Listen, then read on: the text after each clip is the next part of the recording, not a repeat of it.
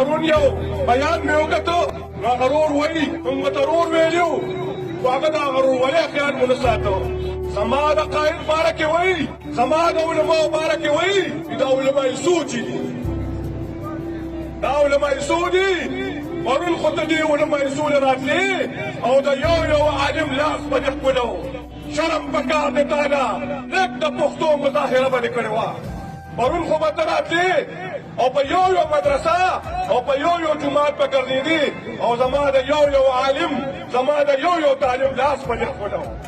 هغه ټایم د علمای سو نو ته زما قاید زما امام سیاست قائد ملت اسلامیه چې دا نن سبا یو عظیم مجاهد دی او ټوله دنیا ومنله چې ټول خلک ویرېدل د امریکې نه او دا د اقوامي اسټبلیشمنټ نه ټول خلک ویرېدل او نن زما امام سیاست زما قائد محترم کلیام فلسطین سره ودرېدو او هغه څه کې ودرېدل چې قطر ته لاړ او د حماس مشر سره ملاقات وکړو او هغه ته ډاډګیرنه ورکړه. 2 اربه چندې یې وړه هغه ته یې حواله کړه او ته وې دا علمای سو ای وروره تا پرون وې چې کتاب مه راسپړه راباندې. زه تا ته نن ویم چې ستا کتابونه موږ سره دي ستا د مشرانو کتابونه موږ سره دي. نعره تکبیر نعره تکبیر جمعیت علماء اسلام جمعیت علماء اسلام قائد اسلام انقلاب مولانا فضل الرحمن. کتابونه ستا د مشرانو موږ سره دي.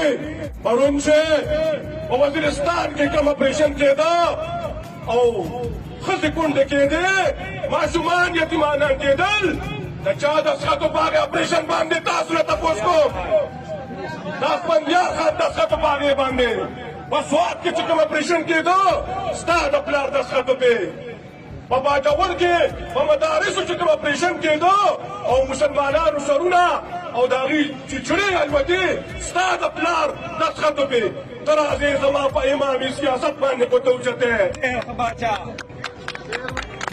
نو دا پښتانه دا د نوم پښتانه دي. پرون چې روس راغلی او د افغانستان په پښتون باندې حمله وکړه ته د روس ملګری وې. بیا چې کله امریکا راغله او په افغانستان په پښتون حمله وکړه او ډیزي قطر او بیباون یې پرې راورول ته چې کوم دی تاسو وې ستا پلار څه وې هغه وې د باچا خان او د بوش فلسفه یوه ده دا د امریکې فلسفې ته ټیک وې. او نن چې کله اسرائیل راغی او په فلسطین کې بربریت وکړو او د ظلم یو تاریخ یې جوړ کړو نو ته خاموش یې. ته د امریکې نه یېرېږې ته د بین الاقوامي اسټبلیشمنټ نه یېرېږې.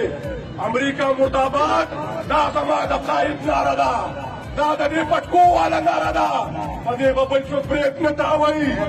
او هغه تبدیلۍ والا څه شو د امریکې بچي هغه د یهودو ایجنټان څه شو هغه خلک تاسو نه تپوس کوم. یو کس تاسو دې چوک کې ولیده چې د فلسطین په حمایت کې جلسه کړي.